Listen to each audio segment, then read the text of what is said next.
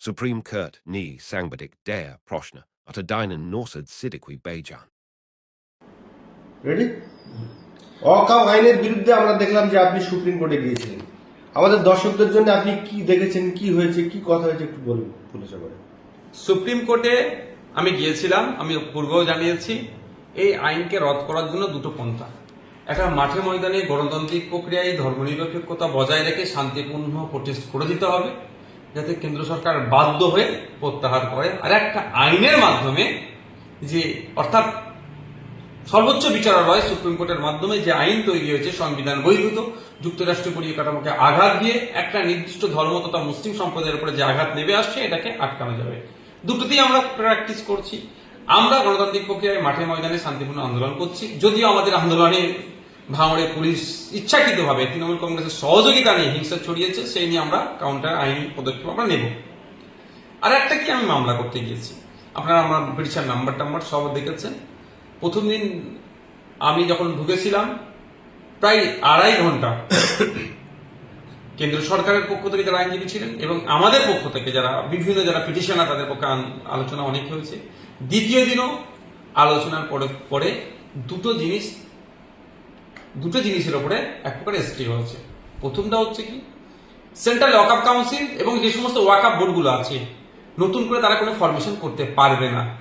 যে অভিযোগটা দেখা হয়েছিল যে ইচ্ছাকৃতভাবে ওই সেন্ট্রাল ওয়াকআপ কাউন্সিল বা বোর্ডে ভিন্ন ধর্মের মানুষ ঢুকিয়ে, যেটা শুধুমাত্র মুসলিম ভাবেকে আঘাত দিচ্ছে না, যে দ্য রিলিজিয়াস এন্ডোমেন্ট অ্যাক্ট যেটা আছে 1863 সেটাকে যেমন আঘাত দেওয়া হচ্ছে, এবং বিভিন্ন ধর্মীয় সম্পত্তিগুলোকে মন্দির, মসজিদ, গির্জা বা এই ধরনের যেগুলো রিলিজিয়াস এন্ডোমেন্ট আছে সেখানে বলা হচ্ছে, যেমন দ্য উত্তরপ্রদেশ কাশী বৈষ্ণব টেম্পল অ্যাক্ট 1900 কত সালে তৈরি হয়েছে, ওখানে সরাসরি বলা আছে অহিন্দু ওই বোর্ডে থাকতে পারবে না। কর্ণাটকাতে, মধ্যপ্রদেশে, উড়িষ্যাতে, আপনার বিভিন্ন স্টেটে হিন্দু মুসলিম নির্বিশেষে বিভিন্ন সম্প্রদায়ের যেগুলো আছে, শিখেদের ভাইদের আলাদা করে আছে, খ্রিস্টান ভাইদের আলাদা করে আছে, বুদ্ধিস্ট ভাইদের আলাদা করে আছে, জৈনদের আলাদা করে আছে, সবাইদের আলাদা যে রিলিজিয়াস এন্ডোমেন্ট গুলো আছে সেগুলো তাদের ধর্মের মানুষ থাকতে পারবে। কিন্তু এতদিন ওয়াকআপ বোর্ডে ওইটাই ছিল, কিন্তু এখন হঠাৎ করে মুসলিমদের উপকার করতে গিয়ে মুসলিম ভাইদের ঢোকাচ্ছে। তো ব্যাপারটা হচ্ছে ঢোকাচ্ছে সেটা বিতর্ক নয়, কিন্তু অধিকারে তো হনন হচ্ছে, সেই অধিকার যাতে নিশ্চিত করা যায় সেই জন্য মামলা করতে গিয়েছিলাম। তো এটাতে একটা স্টে হয়েছে। স্টে হওয়ার আগে সেন্ট্রাল গভর্নমেন্টের পক্ষ থেকে যারা অ্যাডভোকেটস যারা ছিলেন তারা এটাকে এখন এটাতে এগোবে না বলে তারা সম্মতি দিয়েছে। দ্বিতীয় যেটা হচ্ছে ওয়াক বাই ইউজার, ভয়ঙ্কর একটা জিনিস। সারা ভারতবর্ষে যে সমস্ত ওয়াকআপ প্রপার্টি আছে তার 50% হচ্ছে ওয়াক বাই ইউজার, একটা মৌখিক দান করে দিয়েছে। মাদ্রাসার জন্য, মসজিদের জন্য, কবরস্থানের জন্য জায়গাটা দিয়ে দিচ্ছি। 200 বছর, 100 বছর, 150 বছর ধরে মাদ্রাসা, মসজিদ বা কবরস্থানের জন্য একটা ব্যবহার হয়ে আসছে ওয়াক বাই ইউজার। সেটাকে কেন্দ্র সরকার যে নতুন আইন করে নিয়ে ওটাকে ওয়াক বাই ইউজারকে অমিট করে দিয়েছিল। ওয়াক বাই ইউজার অমিট যেদিন থেকে আইন হয়েছে নতুন, সেই দিন থেকে নয়, টোটাল প্রিভিয়াস ইয়ার্স, মানে 200 বছর, 250 বছর, 400 বছরের ওয়াকআপ সম্পত্তিগুলো তাহলে ধূলিসাৎ হয়ে যাবে। এক প্রকার হচ্ছে এইটা অ্যামেন্ডমেন্ট কেন এনেছে, সম্পত্তিটাকে লুটতে হবে। এখন মুসলিম সম্প্রদায়ের সম্পত্তি থেকে বড় কথা হচ্ছে প্রাইম প্রপার্টি আছে, এই সম্পত্তিটা আমার ভালো লেগেছে। আমি কলকাতায় আপনার কেশিদাসের পাশে এই জায়গাটাকে আমাকে পছন্দ করে নিতে হবে। জায়গাটা কাদের? ওয়াকআপ প্রপার্টি। এখানে ওইরকম ভাবে নেওয়া যাবে না, নিলে অসুবিধা আছে, আইন করে নেবো আমি ঘুরিয়ে। তো কালকে যদি কেশিদাসের পাশে একটা দেবত্ব সম্পত্তি এদের নজরে পড়ে, আমার তো মনে হয় এরা এইটাই করবে, আইন পরিবর্তন করবে।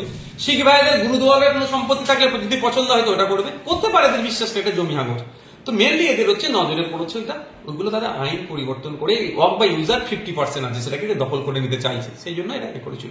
আমরা যারা পিটিশন করেছি প্রায় 73 জনের মতো প্রথম দিন পিটিশনার ছিল আমরা প্রথম হেয়ারিং এ। তো 73 জনের পিটিশনের কপি যদি আপনারা দেখেন, ওয়াক বাই ইউজারটাকে সবাই প্রাধান্যতা দিয়েছে। এইটার পরে চিফ জাস্টিস এবং তার যে বেঞ্চ ছিল বারবার প্রশ্ন করেছিল সরকার পক্ষের আইনজীবীদেরকে, ঠিকঠাক উত্তর দিতে পারেনি, শুধু এড়িয়ে যাচ্ছে, ওই করছে। তো ওয়াক বাই ইউজারকে ফার্দার যে আমাদের ডেট যেটা আছে ওই পর্যন্ত অর্থাৎ স্টে হচ্ছে, এটাকে এগিয়ে যাবে। তো এই দুটো ডেভেলপমেন্ট হয়েছে। এখন যেটা প্রশ্ন আমি বলবো যে এই দুটো ডেভেলপমেন্ট হয়েছে মানে যে আপনি ঘরে বসে থাকবেন এরকম নয়। এটা ভালো করে আমার কথাটা শুনবেন, যারা দর্শক বন্ধু আছে তাদের উদ্দেশ্যে বলবো, ডেভেলপমেন্ট হয়েছে আইনি লড়াই। মাঠে ময়দানে লড়াই কিন্তু থেকে পিছপা হয়ে গেলে হবে না, এটা মাথায় রাখবেন। তবে হ্যাঁ, মাঠে ময়দানে লড়াইটা শান্তিপূর্ণ গণতান্ত্রিক প্রক্রিয়া হওয়া চাই। কারণ মাঠে ময়দানে থাকতে এই জন্যই বলছি, সেই মাথাটাও যেন দিল্লি পর্যন্ত দেখতে পাই যে কতজন রাস্তায় আছে। হ্যাঁ, রাস্তায় আছে, যেমন দিল্লিকে হবে, ঠিক একইভাবে রাস্তায় থেকে যদি কেউ অশান্তি করার চেষ্টা করে তাহলে দিল্লিতে খারাপ রিয়াকশন যাবে। এটা মাথায় রাখতে হবে। এটা হতে পারে আপনাদের মিটিং মিছিলে ঢুকে হিংসা করিয়ে বিজেপির সুবিধা করাতে পারে কেউ। আপনারা মিটিং মিছিলে নামছেন, আপনার অন্যায়ের বিরুদ্ধে রাস্তায় নামছেন, আপনার অন্যায় সংগঠিত করবেন না, আমাদের বিশ্বাস এটা, কিন্তু আপনাদেরকে সজাগ থাকতে হবে। যেমন ভাঙড়ে শান্তিপূর্ণভাবে আসছিল বাসন্তী হাইওয়ের ওপর থেকে, তারা তাহলে কলকাতায় মিছিলে যোগদান করবেন, বাবা সাহেব আম্বেদকরের জন্মদিন উদযাপন করবেন এবং অকামের বিরুদ্ধে প্রতিবাদ মিছিলে অংশগ্রহণ করবেন। সেখানে বিনা প্রয়োজনে লাঠিচার্জ করে মাথা ফাটা ফাটিয়ে দিল, এই ধরনের করবে। কিন্তু আমি অনুরোধ করছি ভিডিও করে রাখবেন, এর বিরুদ্ধে আইনত ব্যবস্থা নেওয়া যাবে। কিন্তু আপনাদের লক্ষ্য রাখতে হবে, এই যদি হিংসার খবর তৈরি করাতে পারে এরা, তাহলে এটা দিল্লিতে এটা ব্যাড ইফেক্ট করবে।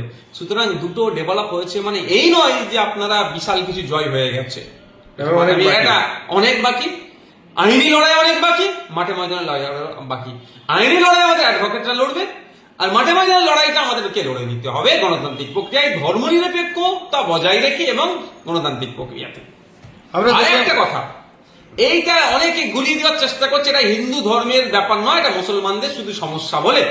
দেখুন একটা কথা বলি, পার্লামেন্টে দুটো কক্ষে যে ভোট হয়েছে, অর্থাৎ ওয়াকাফ সংশোধনী বিলের বিরুদ্ধে যারা ভোট দিয়েছিলেন তাদের মধ্যে 90% কিন্তু নন মুসলিম ভাইরা, একটা হিন্দু সমাজ, শিখ, জৈন, বিভিন্ন ধর্মের মানুষ আছে, তারাও কিন্তু এই সংশোধনী আইনকে তারা পছন্দ করেনি বলে তারা ভোট দিয়েছে। ইভেন সুপ্রিম কোর্টে যে সমস্ত অ্যাডভোকেটসরা লড়াই করছেন টপ টু বটম পর্যন্ত যে সমস্ত আছেন, তাদেরও কিন্তু 90% নন মুসলিম অ্যাডভোকেট। তাহলে এই লড়াইটা শুধু মুসলমানদের নয়, লড়াইটা সংবিধান বাঁচানোর লড়াই, লড়াইটা মানুষের মৌলিক অধিকারকে যে কিভাবে খর্ব করাচ্ছে সেটাকে রক্ষার লড়াই, যুক্তরাষ্ট্রীয় পরিকাঠামোকে রক্ষার লড়াই। তাই আমি বলবো এই লড়াইটা হিন্দু মুসলমানের লড়াই নয়, এই লড়াইটা বিজেপি সরকারের নিয়ে আসা যে আইন, যেটা একটা ধর্মের উপর আঘাত দিচ্ছে, একটা দেশের সংবিধানের উপর আঘাত লাগছে এবং যুক্তরাষ্ট্র পরিকাঠামোর উপরে আঘাত দিচ্ছে, ওই জন্য সেটাকে বাতিলের জন্য লড়াই। আমি আমার কথা বলছি, আমার যে সমস্ত অ্যাডভোকেটসরা আছে তার মধ্যে 7 জনের মধ্যে আরো পরের শুনানিতে কিছু দেখুন আবার যোগদান হচ্ছে, তার মধ্যে 4 জন নন মুসলিম। এটা ভাবতে হবে আপনাদেরকে, এটা আমাদেরকে গুলিয়ে দিচ্ছে। এটা যদি ধর্মীয় ইস্যু হতো তারা কেন আসবে ভাই, কেন মসজিদে থাকবে তারা? এটা ভাবতে হবে। এগুলো আমাদেরকে ভুল বোঝানো হচ্ছে, কেউ যদি ভুল বোঝায় তাদের ব্যক্তি স্বার্থ চরিতার্থের জন্য করছে, এগুলো ফাঁদে পা আপনারা কেউ দেবেন না। গত কদিন আগে মুখ্যমন্ত্রী তিনি বলছেন যে ওয়াকাফ শুধু মুসলিমরা করেনি, হিন্দুরাও করেছে। না, এই কথার সাথে আমি একদম ফেলে দিতে পারবো না। আপনি যদি ইতিহাস খুলে দেখেন, এটাই তো আমাদের দেশের বিউটি, আমাদের দেশের এটা মানে মাহাত্ম কি। মুসলিম ভাইরা বিহারে 2.5 কোটি টাকা দিয়ে মহাবীর যিনি আছেন তার মন্দির করে দিচ্ছে, মহাবীর জৈন ওনার মন্দির করে দিচ্ছে। আপনি মালদাতে চলে যাবেন, মুর্শিদাবাদে চলে যাবেন, বর্ধমানে বিভিন্ন জায়গাতে যাবেন, মন্দিরের জন্য মুসলিম ভাইরা জায়গা ছেড়ে দিচ্ছে। আবার কবরস্থানের সমস্যা হচ্ছে, হিন্দু ভাইরা মুসলমানদেরকে দিয়ে দিচ্ছে। এইভাবেই তো অফ হয়েছে। এটা যেটা বলছেন যে এটা আমি একদম উড়িয়ে দিতে পারবো না। রাত 2টার সময় ওয়াকফ বিল পাশ হলো, 48 ঘন্টার মধ্যে রাজ্যসভায় পাশ হলো, 3 দিনের মধ্যে রাষ্ট্রপতি শাসন করে আইন তৈরি হয়ে গেল। তাহলে যে 7 দিন সময় কোর্ট দিল, কি কারণে দিল, কিসের জন্য দিল, একটু যদি খুলে আমার দেখুন। এই বিষয়গুলো নিয়ে অনেক চর্চা হয়েছে, অনেক আলোচনা হচ্ছে। তখন যে লিগ্যাল প্র্যাকটিসে সব সময় মানুষকে বলার সুযোগ দিতে হয়, তো সেই জন্য 7 দিন টাইম দিয়েছে। বেশ কিছু বিষয় কেন্দ্র সরকারের কাছে তারা জানতে চাইছে। অ্যাফিডেভিট বলেন, যদি আমরা সহজে বলি, অ্যাফিডেভিট করে দেবে। 7 দিন টাইম দিয়েছে, সেটা দেবে। আপনি যতটুকু জানলেন এবং ছিলেন সেই জায়গায় উপস্থিত, কি আপনার ধারণা হয় যে সুপ্রিম কোর্ট এই ওয়াকফ বিলটা টোটাল বাতিল করে দেবে না কারেকশন করে ছেড়ে দেবে? দেখুন, আমি তো সুপ্রিম কোর্টের চিফ জাস্টিস না, আমি তো সবটাই যেগুলো হয়েছে সেগুলো বাতিলের জন্য গিয়েছি। আমার পিটিশনে উল্লেখ আছে এইগুলো বাতিল করতে হবে। কেন করতে হবে, বাতিল করা দরকার, আর কেন করা দরকার বাতিল, সেই জায়গাগুলো আমি দেখিয়েছি। বা চিফ জাস্টিস যিনি আছেন বা তার অ্যাসোসিয়েট, আরো যেসব 2জন স্বনামধন্য বিচারপতি আছেন সুপ্রিম কোর্টের, ওই যে বেঞ্চ আছে, তারা একটার পর একটা হ্যারিং এ যখন শুনবে, দুপক্ষেরই লজিক শুনবে, যুক্তি দেখবে, সংবিধানের মধ্যে কি আছে না আছে, তারপরে একটার পর একটা হবে আলোচনা। আমাদের রাজ্যের মুখ্যমন্ত্রী মাননীয়া, তিনি মুসলিম দরদি, সংখ্যালঘু মুসলিম দরদি, এটা অনেকেই বলে থাকে এবং এই মাননীয়াও ক্রেডিট নিয়ে থাকে। কিন্তু নওশাদ সিদ্দিকী বিজেপির দালাল, এটা শাসক দলের কিছু লোক বলে থাকে।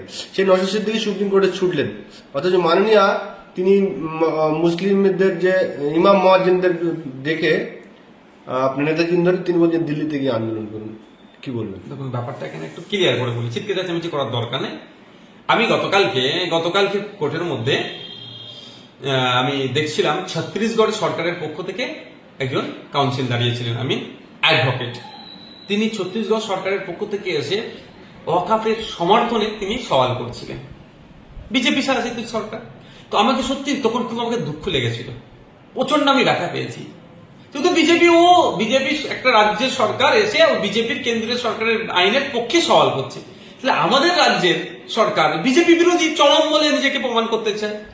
সেইখানে দাঁড়িয়ে ওয়াকাফের বিরোধিতা করে সওয়াল করলো না।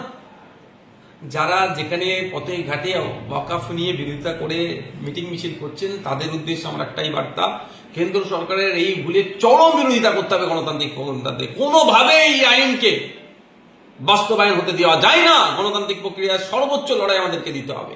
সাথে সাথে এই লড়াইটা একটু সহজতর হয়ে যাবে যদি 10.5 কোটি জনগণের জনপ্রতিনিধি যদি সুপ্রিম কোর্টে যায়, অর্থাৎ সরকার যদি যায়, এটা যাতে আমাদের সরকার যায়, সেই জন্য সম্ভবত 5 দিনের একটা টাইম আছে। এই 5 দিনের মধ্যে যদি কোনো সুযোগ আছে মনে হয়, তো যদি আবার আগামীতে থাকতে পারে নিশ্চিতভাবে, তো যদি সরকার যায়, এটা পজিটিভ হবে আমাদের জন্য। ভাঙন নিয়ে একটুখানি ছোট্ট করে বলবো। হ্যাঁ, আপনি একটা সভা ডেকেছিলেন যে শিয়ালদা থেকে বাবা সাহেব আম্বেদকরের জন্মদিনে বাবা সাহেব আম্বেদকরের মূর্তি পর্যন্ত ওয়াকফ বিলের বিরুদ্ধে প্রতিবাদ করবেন। সেই জায়গায় আমরা দেখলাম যে পরের দিন যখন আমরা এই খবর কভারেজ করি, তার জন্য বাসন্তী হাইওয়ের উপরে পুরো রাস্তা বন্ধ করে দিয়ে পুলিশ প্রশাসন দাঁড়িয়ে রয়েছে। পরবর্তীকালে শুনলাম যে যারা দাঁড়িয়ে ছিল তাদেরকে লাঠিচার্জ করা হয়েছে। একটু আমাদের দর্শকদের যদি জানেন যে আপনার পারমিশন ছিল কি ছিল না? শোনেন, প্রথম কথা বলি, পারমিশন লাগে না কোনো সমাবেশের, বিশেষ করে মুভে মিছিলের পারমিশন লাগে না। সংবিধানের আর্টিকেলে উল্লেখ করা আছে, আপনি সমাবেশ সংগঠিত করতে গেলে যে গাইডলাইন আছে, সেখানে কোনো জায়গায় বলা নয় যে পারমিশন লাগবে। আমরা ইন্টিমেশন দিই। আমরা লালবাজারকে ইন্টিমেশন দিয়েছিলাম অমুক তারিখে ওই জায়গা থেকে বাবা সাহেব আম্বেদকরের পর্যন্ত আমরা একটা শান্তিপূর্ণভাবে বাবা সাহেব আম্বেদকরের জন্মদিন উদযাপন করে ওখানে একটা আমরা ওয়াকফ সংশোধনী আইনের বিরুদ্ধে একটা প্রতিবাদ মিছিল করব। লালবাজার আমাদেরকে উত্তর দিয়েছে, যেখানে প্রচুর প্রোগ্রাম, হ্যান ত্যান অনেক গল্প শুনিয়েছে। আমরা আবার মেল করলাম, ঠিক আছে এখানে অনেক ভিড় আছে, এর পরিবর্তে আমরা জায়গাটা ছোট করে নিচ্ছে, এই জায়গা পর্যন্ত যাবো। তারা মেল করলো, না হবে না, হ্যান হবে না, তা হবে না, অনেক গল্প শোনাবে, মানে করতে দেবে না। আমরা আবার প্রোগ্রাম মেল করলাম যে আমরা এখানে করছি, এই জায়গা পর্যন্ত করছি, আমরা দায়িত্বশীল নাগরিক হিসেবে আমরা এইগুলো করছি, এটাই লাস্ট। তারপরে আর কোনো আসেনি যে আপনারা করতে পারবেন না বলে ফাইনাল কিছু আসেনি। তবে ফাইনাল ওনার দেওয়ার, আমি বললাম, আমি আবারও বলছি, এরকম রাইট নাই পুলিশের। কিন্তু আমরা যখন ওখানে জিজ্ঞাসা করছিলাম, এটা অসত্য কথা বলতে পারে, সে ডকুমেন্টস তো আমাদের কাছে আছে। আমরা তো আগামী দিনে কোর্টে যাবো, আপনি আছেন কোথায়? আমার কর্মী সমাজকে লাঠি দিয়ে পিটবে, আমি চুপ করে বসে থাকবো? কর্মীদের মাথা ফাটিয়ে দিল নিরস্ত্র কর্মীরা উল্টে পুলিশকে কিছু বললো না, সাইড হয়ে গেল মার খেয়ে, আমি চুপ করে থাকবো? ভাবছেন কি করে? সব কটা এফআইআর নিয়ে কোর্টে যাবো, আছেন কোথায়? অত সহজ নয়। আমি বারবার বলেছি আমাদের কর্মী সমর্থকদেরকে, কেউ মারপিটে জড়াবেন না। আমার কর্মী সমর্থকরা যথেষ্ট আমাদের কথা শুনেছে, কোনো হিংসা জড়ায়নি। কিন্তু আমাদের কর্মীদের উপর আক্রমণ করবে, চুপ করে থাকবো? অত সহজ নয়, এসে কোর্টে জবাব দিতে হবে। তো আমার কাছে যে ডকুমেন্টস আছে সেই ডকুমেন্টস আমি নিয়ে যাবো। পুলিশের কাছে ডকুমেন্টস থাকলে যে ক্যান্সেল করেছে সেটা পুলিশ ডকুমেন্টস নিয়ে যাবে, কোর্টে দেখা হবে, দুধকে দুধ পানিকে পানি হয়ে যাবে। এবার আসা যাক, আপনি যেটা বলছেন সোনপুরের কথা, তাই? হ্যাঁ, সোনপুরের কথা। সোনপুরের কি হচ্ছে? ভিডিও আমাদের কাছেও আছে, দাঁড়ান কোর্টে জমা করবো। একটা লাঠিচার্জ করতে গেলে কি অ্যানাউন্সমেন্ট করতে হয়, কি করতে হয় না করতে হয়, আমরা একটু আইনে বুঝি। আমরা উকিলের সাথে উঠা বসা করছি, গায়ে ঘাড় ঘেসছে তো কিছু আইন বুঝি। সে কি অ্যানাউন্সমেন্ট কি হয়েছে না হয়েছে সবটা দেখবো। আর আমাদের থেকে ভিডিও ফুটেজ আছে, যখন আমাদের লিডার্সরা মাঠের মধ্যে থেকে দাঁড়িয়ে বলছে বাইরে কেউ করছে, বাইরে দরকার লাগলে ভিডিও ছবি করো, সিসি ক্যামেরা আছে, ওখানে তৃণমূল হিংসা করছে, এই বলতে দেখি আমাদের এই মাঠ থেকে ভিডিও হচ্ছে যখন আগুন জ্বলছে, তখন তো লোকেরা আমাদের মাঠের মধ্যে, বাইরে আগুন জ্বললে কি করে? আমি চ্যালেঞ্জ করছি তৃণমূল কংগ্রেসের হোক বা পুলিশকে হোক, আপনারা দেখছেন অনেক পুলিশ ভিডিও ছেড়েছে যে গাড়ি ভাঙচুর হচ্ছে, ভিডিও ছেড়েছে, কিন্তু আগুন লাগিয়েছে ভিডিও ছাড়েনি কেন? আমি একটা কথা মমতা ব্যানার্জির উদ্দেশ্যে বলছি, মাননীয়ার উদ্দেশ্যে, যে আপনি এই শওকত মোল্লাদের কথা শুনে, কিছু ভাঙড়ের পুলিশের কথা শুনে আইএসএফ কে মোটেও দেখে দেবেন না। আপনাকে শ্রদ্ধা সম্মান করি এই জন্যই যে আপনি লড়াই করে একটা জায়গায় গিয়েছেন। আমরাও বিরোধী আসনে আছি, আমরাও লড়াই করে সমাজে ন্যায়কে প্রতিষ্ঠা করতে যাচ্ছি। আশা করছি আপনি যারা লড়াই করেন, গণতান্ত্রিক প্রক্রিয়ায় শান্তিপূর্ণ লড়াই করেন, তার সাথে আপনার মতপার্থক্য থাকলেও তাদের লড়াইকে আপনি সম্মান দেবেন। আশা করছি আপনার কাছে এটাই।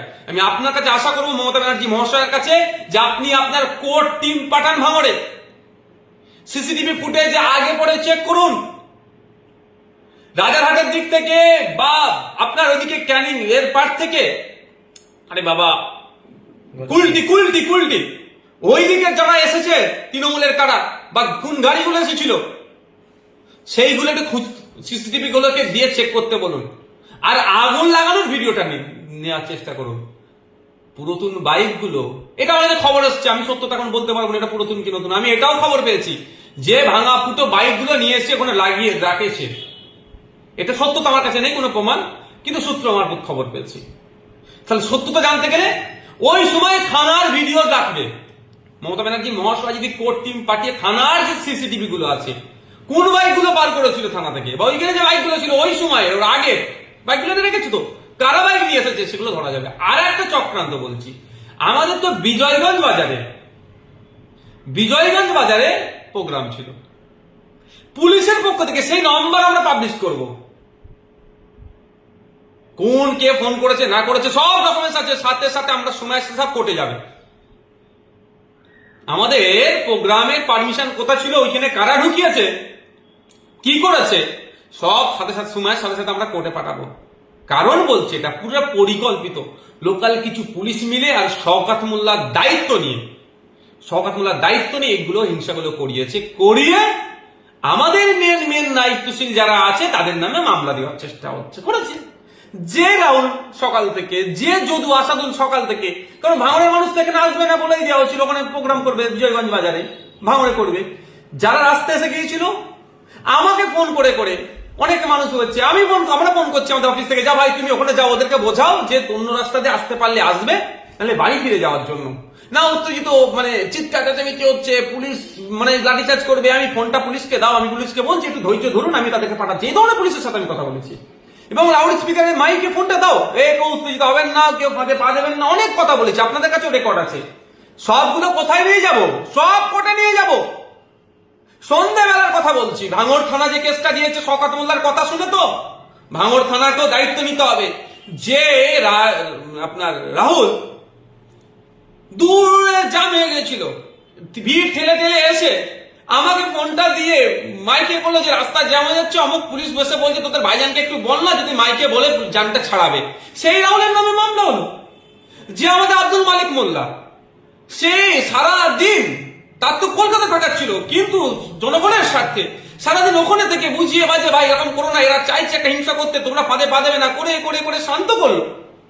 সন্ধ্যাবেলাও ভাঙড়ের যে অবরোধটা ছিল, জনসুগণকে কেন মাছ যেতে দিল না এই ডিমান্ড নিয়ে, কেন তাদের উপর লাঠিচার্জ হলো এই ডিমান্ড নিয়ে, ভ্যালিড ডিমান্ড নিয়ে, সেখানে গিয়ে বাপ বাচ্চা করে তোরা এরকম করিস না, মাইক ধরে গলা ফাটিয়ে যেটাকে লোকগুলোকে ওই 1000-5 লোককে শান্তিপূর্ণভাবে মানে যেটার গন্তব্যে পাঠানোর ব্যবস্থা করে দিল, সেই মালিক মোল্লার নামে মামলা। সেই সব রেকর্ডিং তো আমাদের কাছে আছে যে আমাদের নেতৃত্বরা কি বলছে।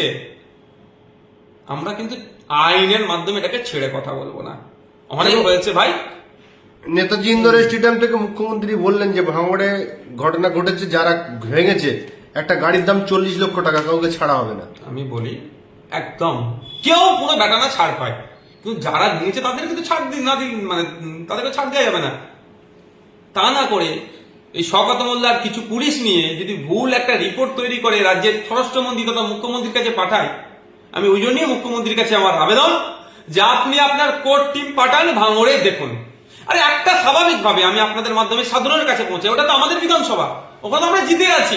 ওখানে কিছু অন্যায় করলে দাগটা তো আমাদের নামে আসবে, আইসিএফ এর নামে আসবে। ভুল ক্রমে ওখানে কেউ অন্যায় করবে, এটা হচ্ছে প্রথম প্রশ্ন।